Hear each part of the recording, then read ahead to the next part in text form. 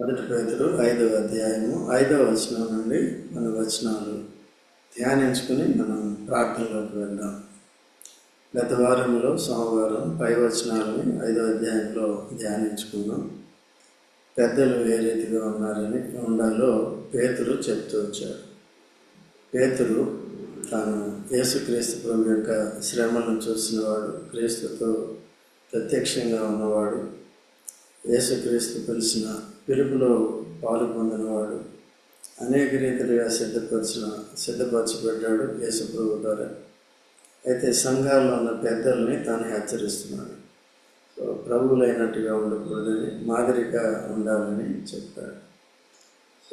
అలాగా సంఘాల్లో నాయకత్వం అనేది ఉండాలి. అయితే ఇప్పుడు చదువుకున్న వచనంలో ఏముందంటే 5వ వచనంలో, చిన్నలారా మీరు పెద్దలకు లోబడి ఉండి, మీరందరూ ఎదుటి వాని ఎడల దీన మనసు వస్త్రము ధరించుకొని మిమ్మల్ని అలంకరించుకోండి. దేవుడు అహంకారులను ఎదిరించి దీనులకు కృప అనుగ్రహించు. ఇప్పుడు పేతురు చిన్నలారా యవనస్తుల్ని, లేకపోతే క్రీస్తులో నూతనంగా చేర్చబడిన వారు అందరూ కూడా మీరు పెద్దలకు లోబడి ఉండాలి. సంఘ పెద్దలు అంటే మాదిరిని చూపించి పాటిస్తున్న వారందరినీ, ఆత్మీయంగా నడిపించే వారందరికీ కూడా సంఘంలో లోబడి ఉండాలని చెప్తుంది. ఎప్పుడు కూడా దేవుని వాక్యం ఒకటే చెప్తుంది. మొదట ఆదామవులు దేవునికి లోబడలేదు. మొదటి పాపం ఏంటంటే అవిధేయత. అదే తరతరాలకి కూడా అవిధేయత అనేది కొనసాగుతుంది. మొదటిగా దేవునికి లోబడట్లేదు, తర్వాత ఎవరు లోబడాలో ఆ ధర్మాన్ని ఎవరు కూడా నెరవేర్చలేకపోతున్నారు. అయితే యేసుక్రీస్తు ప్రభు లోకానికి వచ్చి తను తండ్రికి సంపూర్ణ విధేయత చూపించాడు. విధేయత ఏది చేసినా సంపూర్ణమే యేసు ప్రభు. అందుకనే యేసు ప్రభు సంపూర్ణుడు. కనుక మనల్ని కూడా సంపూర్ణతలోనికి తీసుకురావాలని విధేయత విషయంలో కానీ, పరిశుద్ధతలో కానీ, నీతిలో కానీ, ఏదైనా సరే సర్వసంపూర్ణతలోనికి మనల్ని తీసుకురావాలని ఆయన మనకి యేసు ప్రభు మాదిరి నుంచి పోయినట్టుగా మనం చూస్తాం. కనుక క్రీస్తు తండ్రికి విధేయత చూపించినట్టు మనం కూడా విధేయత చూపించాలి. అందుకనే వాక్యాన్ని చదువుకోవాలి. ఏ విషయాల్లో దేవునికి విధేయత చూపించాలి అనే విషయాలు, ఏ విషయాల్లో సంఘంలో ఉన్న పెద్దలకి, సేవకులకి విధేయత చూపించాలో, ఇవన్నీ విధేయత ఉన్నప్పుడు దేవుడు తోడుగా ఉంటాడు. తర్వాత అవిధేయత ఉన్నప్పుడు సాతాను వచ్చి పట్టుకుంటాడు. అందుకని ఎప్పుడు కూడా విధేయులుగా ఉండేది నేర్చుకోవాలి. ఇశ్రాయేలు కూడా అనేక సార్లు ఎందుకు వారికి శిక్ష వచ్చింది, ఎందుకు వారికి శ్రమ వచ్చింది, ఎందుకు వారికి మరణం వచ్చింది, ఎందుకు వారికి ఘనహీనత వచ్చింది, ఎందుకు శత్రువులు వచ్చి వారిని నాశనం చేస్తూ వచ్చారు అంటే కేవలం అవిధేయత. వాక్యాన్ని చదువుతాము, తర్వాత మందిరానికి వచ్చి వింటాము. వినినా చదివినా ఎవరయ్యా ధనులు అంటే ఆ ప్రకారం విధేయత చూపించి జరిగించేవారే. దాన్ని కలపొద్దు, తీయొద్దు దేవుని వాక్యానికి. అటువంటి విధేయతని మనం నేర్చుకోవాలి జీవితంలో జీవించేటప్పుడు. అది కష్టమైనా సరే కొద్దిగా త్యాగం చేయవలసి ఉంటుంది అన్నమాట. క్రయాన్ని చెల్లించాలి విధేయతలో. అవిధేయత అంటే ఏం అవసరం లేదు కాబట్టి ఎవరి ఇష్టానుసారంగా వాళ్ళు అవిధేయత చూపించవచ్చు. అయితే దేవుని తీర్పులోకి వస్తారు. హవ్వ ఆ విధంగా మొట్టమొదటి అవిధేయత చూపించిన మనుషుల్లో వ్యక్తి ఎవరంటే హవ్వ. కాబట్టి ఆమె ఎటువంటి పర్యావసనాలకు గురైందో, తన భర్తను గురి చేసిందో, ఇద్దరు అవిధేయులై మనందరినీ గురి చేశారో, మనందరికీ అవిధేయతా స్వభావాన్ని తీసుకొచ్చారు. దీన్ని అంతటి నుంచి విడిపించడానికి ఆ పర్యావసనాలు, ఆ శిక్ష, నిత్యమైన తీర్పు, వీటన్నిటి నుంచి విడిపించి తన ప్రజలుగా, తన బిడ్డలుగా చేసుకుని, విధేయులుగా చేసుకుని పరలోకానికి చేర్చాలని ఉద్దేశంతో యేసు ప్రభు వచ్చి మాదిరి చూపించి శిలువలో ప్రాణం పెట్టి విశ్వాసం ద్వారా మనల్ని అందరినీ రక్షించారు. అయితే ఇప్పుడు ఇక్కడ చిన్నలు కానీ యవనస్తులు కానీ ఎవరైనా సరే, ఈవెన్ పెద్దలు కానీ అందరూ కూడా మొట్టమొదటిగా దేవునికి, దేవుని వాక్యాన్ని బట్టి విధేయత చూపించారు. ఇతరులకి ఎవరికి విధేయత? ఫర్ ఎగ్జాంపుల్, భార్యలారా మీ సొంత పురుషులకు విధేయులైనది. ఏ విషయంలో అంటే వాక్యానుసారంగానే. వాక్యానికి విరోధంగా భర్త అయినా ఇంకొకరైనా అది చేయి ఇది చేయి అంటే చేయకూడదు. అపవిత్రమైన కార్యాలకు విధేయత కాదు, కానీ వాక్యానుసారమైన పవిత్రమైన కార్యాలకి విధేయత చూపించాలి. అది ఇంట్లో కానీ బయట కానీ. సో బలవంతంగా విధేయత చేయమని ఎవరైనా బలవంతం చేస్తే, బలవంతం చేసిన వాళ్ళు శిక్షార్హులు అవుతారు. దేవుడు వారికి కృపనివ్వడు కనుక అటువంటి పరిస్థితిలో ఎవరు కూడా ఉండకూడదు. కాబట్టి పెద్దలకు ఏం చేయాలంటే లోబడి ఉండాలి. మీరందరూ ఎదుటి వాని ఎడల దీన మనసు అనే వస్త్రము ధరించుకోవాలి. ఇప్పుడు యవనస్తులే కాదు, పిల్లలే కాదు, కానీ చిన్నలే కాదు, కానీ ఎవరంటే అందరూ ఏం చేయాలంటే ఎదుటి వాని ఎదుట దీన మనసు. తప్పిపోయిన కుమారుడికి దీన మనసు లేదు. తన తండ్రిని ఎదిరించి ఆస్తిని తీసుకుని చెడిపోయాడు. చెడిపోయిన తర్వాత పతనాల ద్వారా, నష్టాల ద్వారా, కష్టాల ద్వారా పాఠం నేర్చుకుని, దీన మనసు తెచ్చుకుని, తగ్గించుకుని, తండ్రి ఇంటిని గుర్తు చేసుకుని, అక్కడ ఉన్న సేవకులు దీనులై విధేయులై ఏ విధంగా కూలి పని చేసుకుంటూ వారు బాగా జీవిస్తూ ఇంకా మిగుల్చుకుంటున్నారు. ఈ పరిస్థితులన్నీ అప్పుడు గుర్తు చేసుకుని దీన మనసుతో వచ్చారు. అందుకనే కృప ఇవ్వబడింది, అందుకనే అంగీకరింపబడింది. యేసుక్రీస్తు ప్రభువును మనం అంగీకరించినప్పుడు దీన మనసుతో రావాలి. అప్పుడే మనకి కృప ఇవ్వబడు. యేసు ప్రభు గారు కృపా సత్యం వచ్చింది కనుక మన పాపాలను మనం దీనిలో ఒప్పుకున్నప్పుడు, క్రీస్తు యేసుని అంగీకరించినప్పుడు మన పాపాలు క్షమించబడ్డాయి, మన కృప ఇవ్వబడింది. అయితే కేవలం అంగీకరించినప్పుడు మాత్రమే కాదు, కానీ దినాలు గడిచే కొద్ది కూడా దీన మనసు, మొట్టమొదటిగా దేవుని ఎదుట దీన మనసు కలిగి ఉండాలి. రెండవది ఏంటంటే దేవుని ఏళ్ళు కలిగి ఉంటే మనుషుల ఏళ్ళు కూడా కలిగి ఉంటాం. దీన మనసు అంటే అర్థం ఏంటంటే అది ఎదిరించదు అన్నమాట. ఇతరులను ఏం చేయదు, ఎదిరించదు. లేక సత్యాన్ని ఎదిరించదు అన్నమాట. అసత్యాన్ని ఎదిరిస్తుంది. దీన మనసు అన్న మాత్రమే అసత్యాన్ని కూడా అంగీకరించాలని కాదు.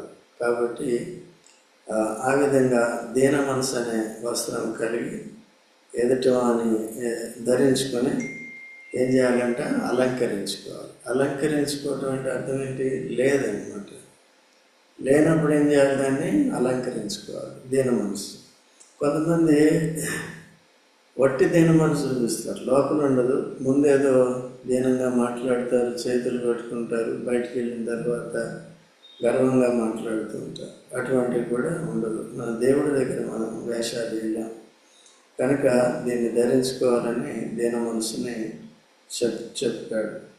కనుక దేవుడు అహంకారాలను ఎదిరించి దీనులకు కృప అనుగ్రహించింది. ఒకటే ఒక మాట ఏంటంటే అహంకారులు ఎవరంటే అవిధేయులు, లోబడిన వారు, దీన మనసు లేనివారు, వీరంతా అహంకారులు. వీరికి కృప ఇవ్వకూడదు. ఎప్పుడైతే వీరు తగ్గించుకుంటారో, మనసు మార్చుకుంటారో, దీన మనసులోకి వస్తారో, లోబడతారో దేవుని వాక్య ప్రకారం, అప్పుడే వారికి కృప అనుగ్రహించబడుతుంది. అంటే గతం క్షమించబడుతుంది. కృప అంటే దేవుని దయ వలన. తర్వాత అక్కడి నుంచి యోగ్యులైన వారుగా జీవించేవారుగా ఉండాలి. లేకపోతే ఏమవుతుందంటే 6వ వచనంలో దేవుడు తగిన సమయమందు మిమ్మల్ని హెచ్చించినట్లు ఆయన బలిష్టమైన చేతి కింద దీన మనస్కులై ఉండాలి. దేవుని హస్తం కింద కూడా దీన మనస్కులై ఉండాలి. దీన మనస్కులు ఇంకోటి ఏం చేస్తారంటే హెచ్చువాటి ఎందు తమ మనసు పెట్టు, తగ్గువాటి ఎందు పెట్టుకుంటారు. దేవుడు అందుకనే దేవుడు ఎవరిని ఉద్దేశంతో పిలిచాడు, ఏ స్థానంలో ఎవరిని పెట్టాలో ఆ స్థానంలో తను పెడతాడు. మనం కలిగి ఉండవలసింది ఏంటంటే దీన మనసు అన్నమాట. ఎప్పుడు కూడా నేను పలానా స్థానంలో ఉండాలి అనుకుని పరుగులు పెట్టుకోడు. దేవా నీ ఉద్దేశం ఏంటి, నా జీవితంలో నా స్థానం ఏంటి అక్కడ నీ చిత్తాన్ని జరిగించి నన్ను ఆ స్థానంలో నిలబెట్టని చెప్పాడు. ఆ విధంగా దేవుడే సిద్ధపరుస్తూ ఉంటాడు. దేవుని బలమైన హస్తములకి ఉండాలి, దీన మనస్కులై ఉండాలి, ఎప్పటికీ ఉండాలి. కొన్నిసార్లు కోల్పోయినప్పుడు అప్పుడు తప్పు చేసాం, పాపం చేసాం, ఒప్పుకొని అహంకారాన్ని విడిచిపెట్టి తిరిగి దీన మనసు అనేది ఎప్పుడు కూడా కలిగి ఉండాలి. ఆయన మిమ్మల్ని గురించి చింతిస్తున్నాడు కనుక మీ చింత యావత్తు ఆయన మీద వేయండి. దేవుడు ఎప్పుడు కూడా మనల్ని గురించి చింతిస్తున్నాడు. మన చింత అంతా కూడా ఏం చేయాలి? ఆయన మీద వేయాలి. కాబట్టి ఈ లోకంలో అనేకమైన చింతలు ఉంటాయి, అనేకమైన కొరతలు ఉంటాయి. భక్తులు మనం చూసాం, ఎవరైతే దేవునికి అప్పగించుకున్నారో వారి చింతలు అన్నిటి నుంచి కూడా విడిపించారు. చింతలు అంటే కేవలం డబ్బులు లేకపోవటమే కాదు, కానీ అనారోగ్యం వచ్చినప్పటికీ, లేకపోతే ఆర్థిక సంబంధమైన పరిస్థితులు ప్రతికూలంగా ఉన్నప్పటికీ కూడా, అయితే ఎవరొకరు మనల్ని హింసిస్తూ ఉంటారు, విరోధంగా మాట్లాడుతూ ఉంటారు, ఎవరొకరు మనల్ని తగ్గించడానికి చూస్తూ ఉంటారు, అణిచివేయడానికి చూస్తూ ఉంటారు.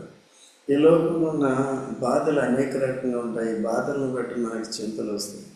ఆ చింతలను బట్టి మనం కృంగిపోకూడదు. దేవుడు న్యాయవంతుడు. ఆ విధంగా నీతిమంతులు చేసిన హింస అంతటి నుంచి కూడా దేవుడు వారు ఎవరైనా సరే విశ్వాసులు ఒకరినొకరు ఆ విధంగా బాధ పెట్టినప్పుడు కూడా బాధపెట్టిన వాడిని దేవుడు దర్శించాడు. బాధపడిన వారిని ఆదరించి పైకి లేవనెత్తాడు. బాధపెట్టిన వారి కంటే పైగా బాధపడిన వారే ఉంటారన్నమాట. దేవుని బట్టి ఓర్చుకున్నవారు తగిన సమయంలో ఆయన తప్పకుండా విడిపిస్తాడు. సో కొద్దిగా ఓర్పు అనేది కావాలి. చింతించున్నాడు కనుక మన చింత యావత్తు ఏం చేయాలి? కొన్నిసార్లు ఏం చేస్తామంటే మన చింత అంతా కూడా ఆయన మీద వేసి మళ్ళీ ఏం చేస్తాం, దాని గురించి చింతిస్తూ ఉంటాం.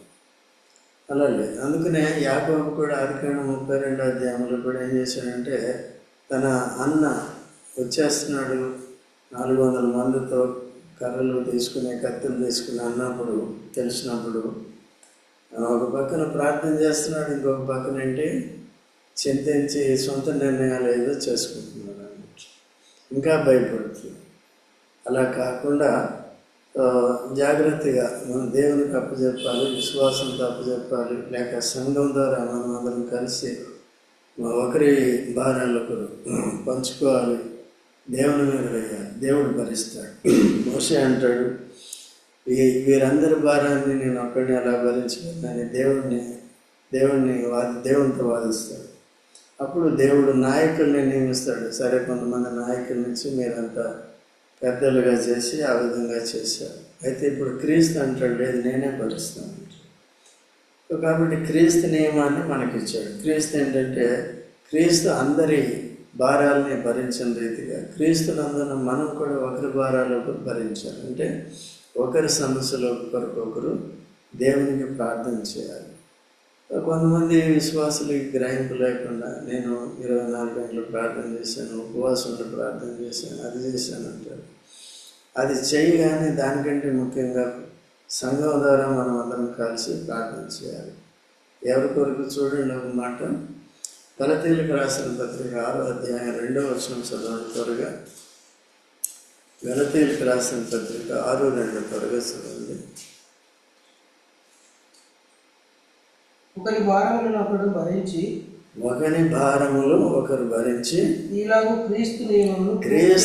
క్రీస్తు మోషే అందరి భారాలను భరించలేకపోయాడు.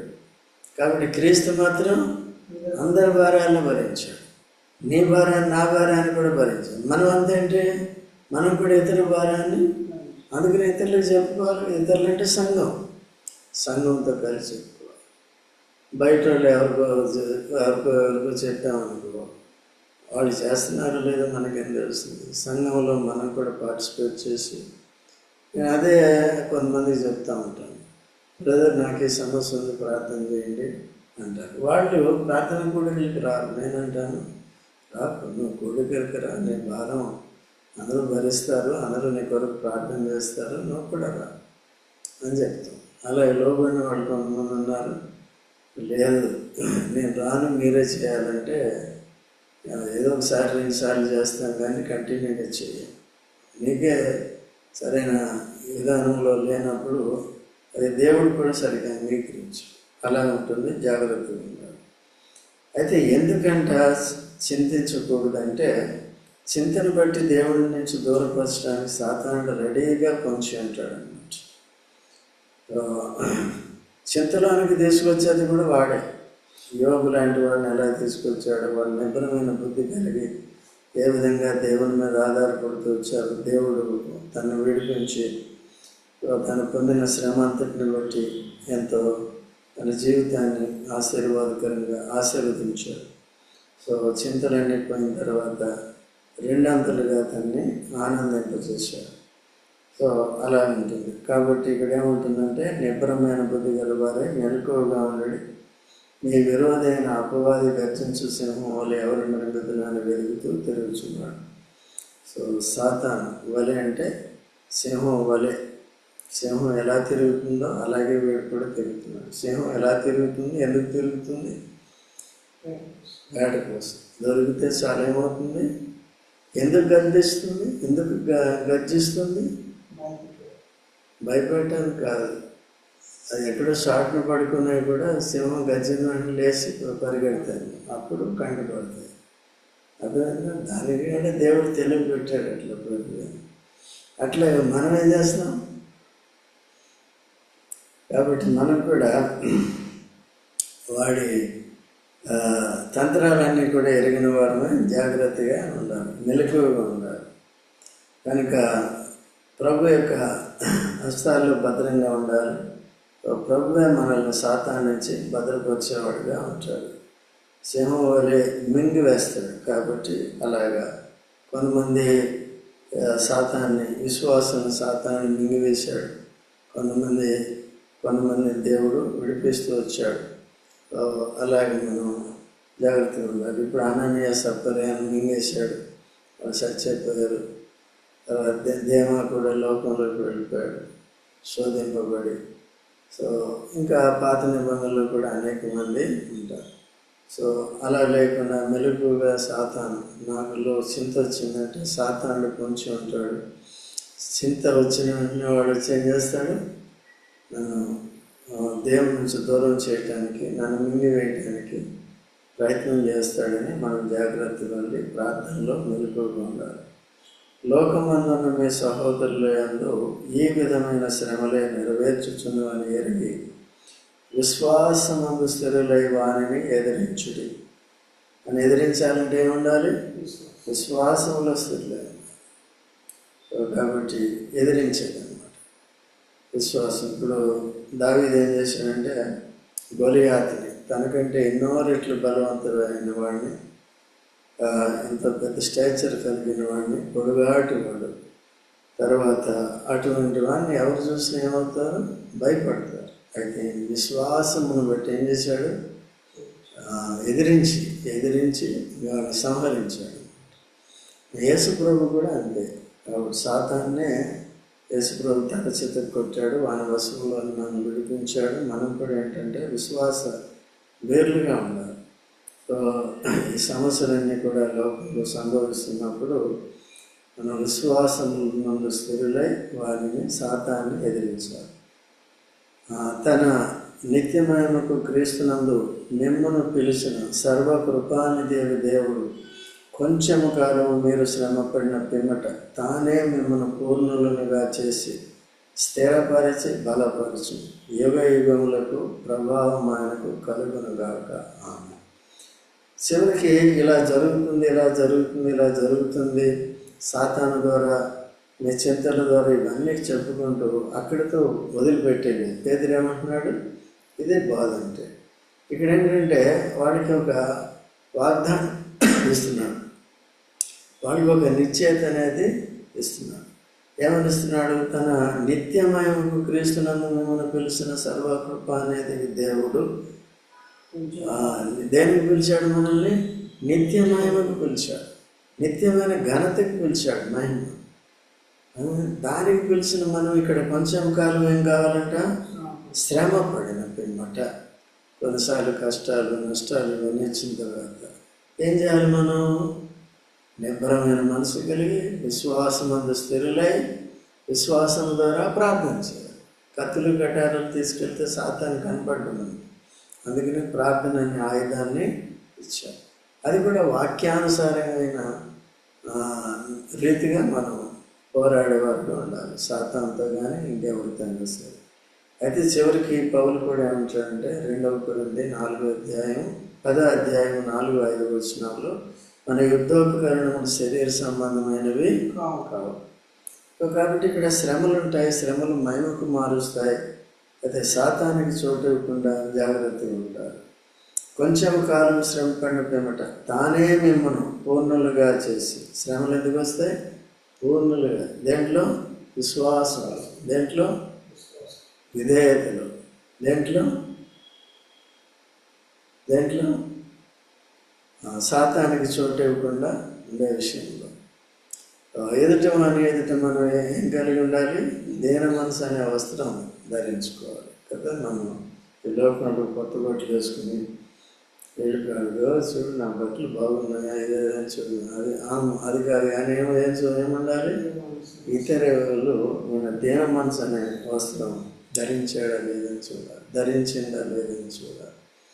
సో ఆ రీతిగా ఒకరి ఒకరు మనం కలిగి ఉండాలి. కొంచెం కాలం, ఎందుకంటే మనల్ని క్రీస్తులో సంపూర్ణులుగా చేయటానికి, అన్ని రకాలుగా స్థిరపరిచి బలపరచడానికి దేవుడు కార్యం చేస్తున్నాడు. అలాగా ఎంతోమంది భక్తులను స్థిరపరిచి బలపరిచాడు అనేకమైన శ్రమలు గుండా. కనుక వారు మనకి మాదిరిగా ఉన్నారు. సో మన విశ్వాస జీవిత యాత్రలో కూడా ఇటువంటి సమస్యల్ని ఎదుర్కొంటూనే వస్తాం. కొంచెం కాలం శ్రమ పడిన తర్వాత విడుదల వస్తుంది. సంఘము సహవాసం ఉంటే మనకి ధైర్యం ఉంటుంది, సమిష్టిగా మనం పోరాడి జయిస్తాం. కనుక యుగయుగములకు ప్రభావం ఆయనకు కలుగుతుంది. సో కాబట్టి ప్రార్థన మనది, ప్రభావం అయినది. అని అర్థం ఏంటంటే, ప్రార్థన మనం చేసినప్పుడు, మన ప్రార్థనకి జవాబు ఇచ్చినప్పుడు దేవుడు ప్రభావాన్ని చూపిస్తాడు. ప్రభావం అంటే అర్థం ఏంటి? ఎర్ర సముద్రాన్ని పాయలు చేశాడు. ఎవరు చేశారు? మోషే చేశాడా? మోషే నమ్ముకున్న దేవుడు చేశాడా? దేవుడు మోషే ద్వారా చేశాడు కదా. కేవలం కర్ర చూపిస్తే అది పాయలైపోదు.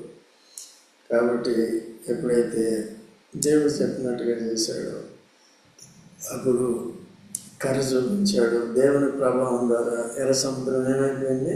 పాయలైపోయింది. సో శ్రమలో, శిక్షలో, భయంలో ఉన్న ఇశ్రాయేల్ అందరూ కూడా వారిని సురక్షితంగా అవతలికి దాటించారు. ఆ రీతిగా ఎన్ని సమస్యలు ఉన్నప్పటికీ, ఎన్ని ఆటంకాలు అడ్డంకులు ఉన్నప్పటికీ ప్రార్థన చేస్తూ రావాలి. కొంతకాలం శ్రమ ఉంటుంది, సో మనసులో వేదన ఉంటుంది. అయితే ధైర్యంగా ఉండి మనం సమిష్టిగా ఒకరు ప్రార్థన చేసుకుంటూ, హెచ్చరించుకుంటూ ముందుకు సాగాలి. ప్రార్థనలోకి వెళ్దాం, ప్రార్థన చేసుకుందాం. ప్రార్థనలోకి వెళ్దాం.